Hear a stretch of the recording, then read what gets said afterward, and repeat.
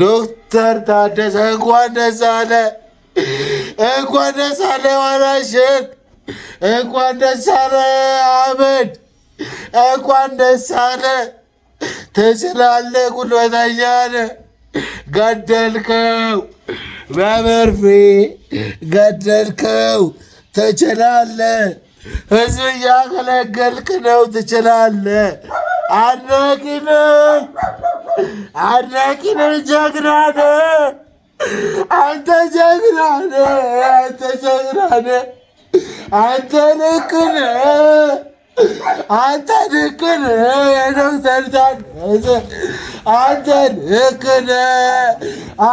ልክ ነህ። ወረዳ 6 ወራሽን አንተ ልክ ነህ። 10 ልጅ ኖሯችሁ ከ10ሩ 2ቱን ምረጡና 8 ይገደልባቸዋል ብትባሉ ምን ሊሰማችሁ ይችላል? እዚህ አንድ ወንድሜ ጋር የተፈጠረው ይሄ ምረጥ እና በምስሉ ላይ እንደምታዩት ይሄ ወንድሜ ልክ እንደኔ የሚሰራ የተለያዩ ውሾችን የሚያረባና ውሾችን የሚወድ ወንድሜ ነው። ምን አይነት አጋጣሚ እንደተፈጠረ ባላወኩበት ትላንትና የተማሩ ሰዎች ውሻ እንዲገሉ መተው ማታ በሩን ክፈት ብለው ገለውበታልና አሁን መንገሬ እየሄድኩኝ ያለሁት ውሻውን ቀብር ለመቅበርና እሱንም ደግሞ ፍቃደኛ ከሆነ በአካል ያለውን ነገር ለመጠየቅ ነውና ያለውን ነገር እስኪ አብረን የምንሰማ ይሆናል። ከሱ ውሻ እንወዳለን የምትሉ ወይ ለውሻ ፍቅር ያላችሁ ሰዎች ካላችሁ ይሄ ቪዲዮ ሼር፣ ላይክ፣ ሪፖስት እያረጋችሁት ለትልልቅ ባለስልጣናቶች ለሚመለከታቸው ትክክለኛው ኢንፎርሜሽን እንዲደርሳቸው የተደረገ ያለው ነገር የምር ነው ወይ ይሄ ከበላይ የወረደ ነው ወይ ደግሞ እንደዚህ አይነት ነገር ደግሞ አስፈላጊ እንኳን ከሆነ እኛ የራሳችንን ደግሞ ሐሳብ አለን። በምንም ሌላ ሀገር ላይ ሌላ ዓለም ላይ የተከናወነ ያለ ነገር እኛም ደግሞ ሐሳባችንን እናቀርብና ውሳኔ ይቀርባል። ውሳኔም ደግሞ የሚቀርብ ከሆነ እንደዚህ አይናችን እያየ ውሾቻችን እንዲሞቱብን አንፈልግም። ላይክ፣ ሼር፣ ፎሎ ማድረግ እንዳይረሳ። ብቻ ቀረ ብቻዬ ቀረ ጋሪዬ አስተዛዛኙ ልጆቼን ገደሏቸው እኮ ልጆቼን። ወይኔ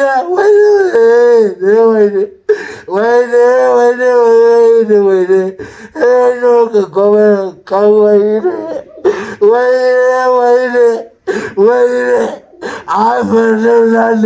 ወይኔ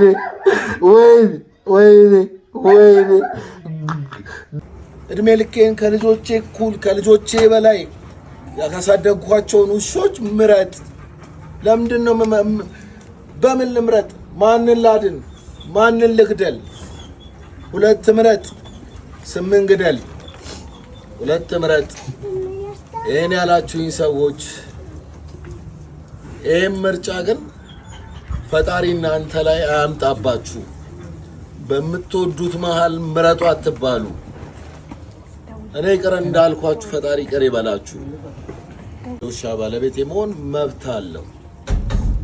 አዝሎንጋስ ውሾቹን አመታዊ ተገቢ የሆነውን ክትባታቸውና ሕክምናቸውን በተረጋገጠ የሕክምና ባለሙያ እስካስከተበ ድረስ ከቤት ወጥተው አደጋ እንዳያደርሱ እስከዘጋ ድረስ ማብላት ማጠጣት እስከቻለ ድረስ የሚለው አዋጅ ነው። ሁላችንም የምናውቀው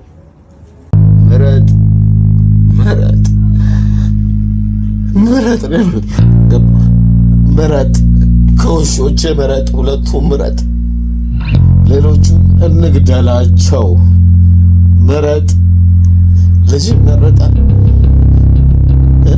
ልጆች ምረጥ።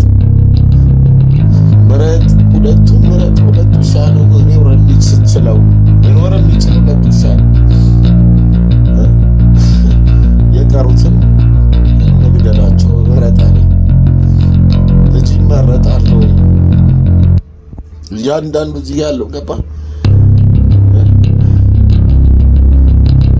ከእንስሳ ያደገ ገጠር ያደገ ሰው ነው። በሬ ካርድ ትበላለህ፣ ያረስክበት በሬ ትበላለህ። ምረጥ እንድመርጥ ከውሾች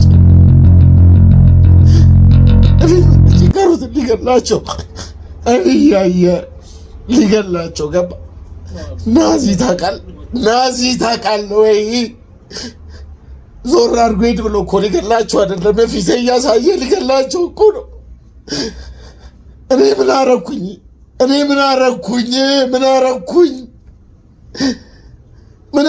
አይተኛናል።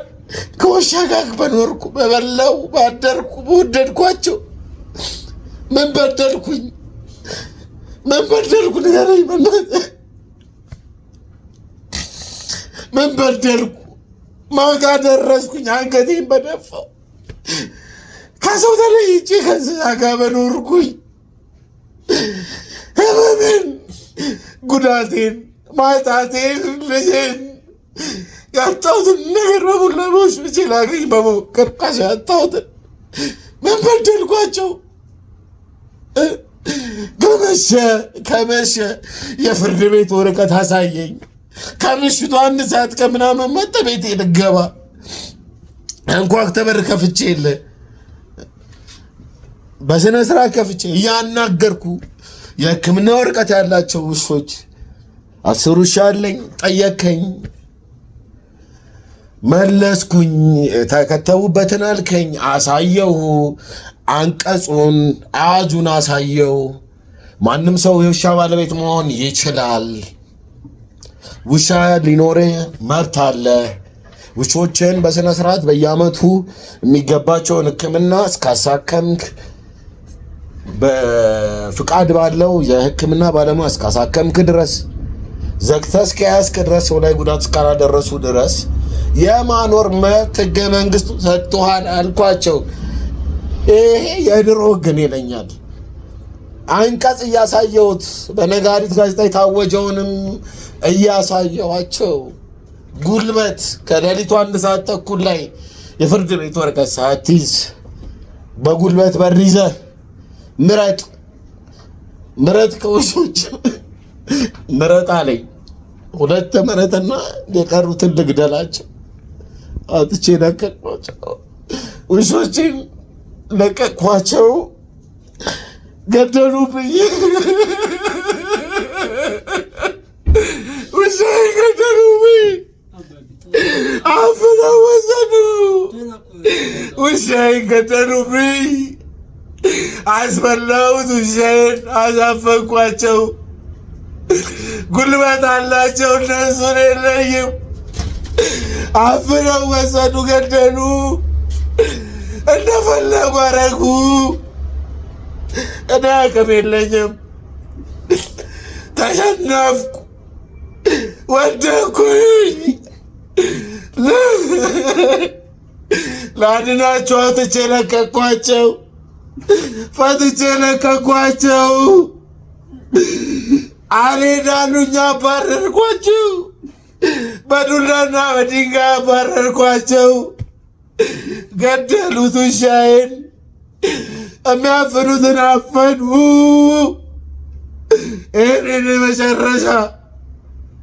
ይህንን መጨረሻ ልጆቼ ባሉበት በቤቴ ካሜራ አጥፋሉኝ። ምስክር የሚሆን ሰው እንዳይኖር አስወጣልኝ። ስልኬን ቀሙኝ። እንደምንም አስወጣቸው።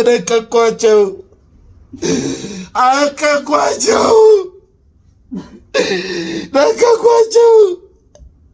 ይህንን መጨረሻ ምንም ሰው ላይ ሳልደርስ ሁሉን ነገር በሕጉ መሰረት ሄጄ በሚችሉት መንገድ አጠቁኝ፣ ሰበሩኝ፣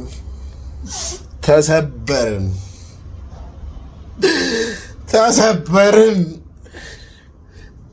ግን ተረፉ። ለቀቅኳቸው፣ ተረፉ።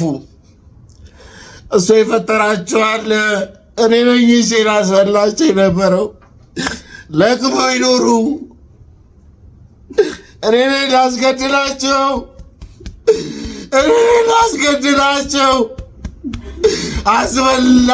አስበላሁት። ውሻዬን አሳፈንኩት። ይህንን መጨረሻ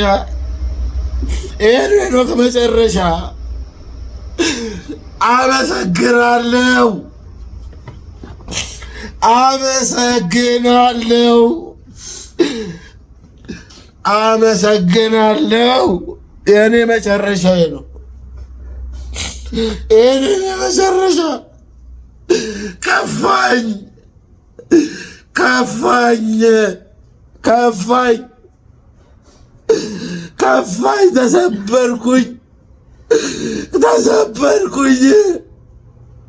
ይሄ አልነበረም እኔ ይሄ አልነበረም እልሜ ገደሉት። ምን አረኩኝ? ማላይ ደረስኩ። አንገቴን በደፋው ውሻውን እንደ ውሻ መኖር ምን አረኳችሁ? ማላይ ደረስኩኝ። የትኛው ፖለቲካ ውስጥ ገባው? ማነኝ እኔ እንደ ውሻ መኖር ውሻውኜ በኖርኩኝ? ምን አረኩኝ? አብሬ በኖር ይሄ ነው ሕገ መንግስቱ። ይሄ ነው አዋጁ። ይሄ ነው አዋጁ። አዋጁ ምንድን ነው የሚለው? ማንም ሰው ውሻ ባለቤት መሆን ይችላል ይችላል። ውሾቹን ተንከባክቦ እስከያዘ ተገቢውን የሕክምና ክትትል እስካደረገ አስሮ በቤት ውስጥ ከያዘ ድረስ። ከዚህ ውጭ ምን አረግ? ወረቀት አቀርብ። እቤቴ መግባት አችሉም። ከምሽቱ 1 ሰዓት ላይ የፍርድ ቤት ወረቀት አምጡ ወይ ጠዋት ኑ ባልኩኝ ሊያስገድዱኝ ያዙኝ። ካሜራ አጥፋሉኝ። አውጥቼ ውሾችን አባረርኩ። ሜዳ ለሜዳ በድንጋይ አሯሯጥኳቸው።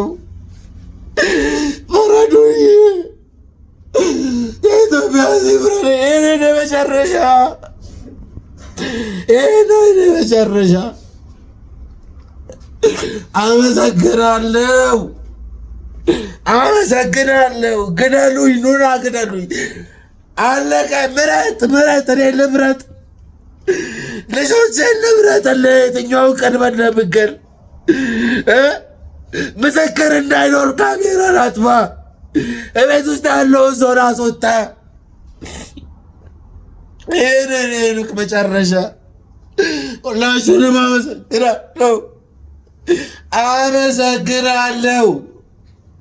ቴንኪዩ ለሁሉም ነገር አመሰግናለሁ። ይህንን መጨረሻ